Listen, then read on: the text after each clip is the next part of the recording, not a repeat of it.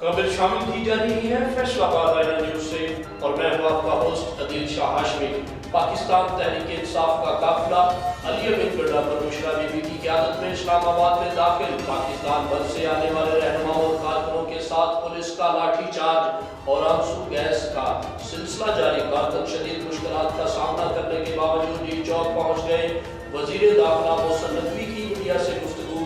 P T I احتجاج میں آنے والے شر پسند عناصر کو دیکھتے ہی گولی مارنے کا آرڈر جاری۔ عوام کو روکنا ناممکن، گیم حکومت کے ہاتھ سے نکل گئی۔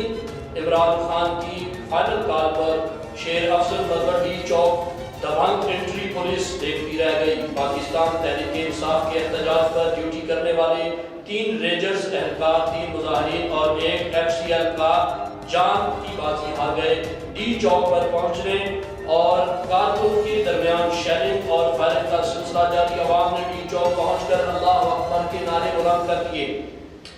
اسلام آباد ڈی چوک میدان جنگ بن گیا۔ حالات مزید خراب ہونے شروع ہو گئے۔ حکومت کا وعدہ تھا کہ عمران خان کی کال پر پنجاب سے کوئی بندہ نہیں آئے گا اور نہ ہی ہم ان کو اسلام آباد داخل ہونے دیں گے، لیکن عوام نے باہر نکل کر حکومت کے وعدوں کو جھوٹ پر مبنی قرار دے دیا اور اسلام آباد ڈی چوک پہنچ کر ثابت کر دیا ہے کہ ہم عمران خان کے ساتھ ہیں۔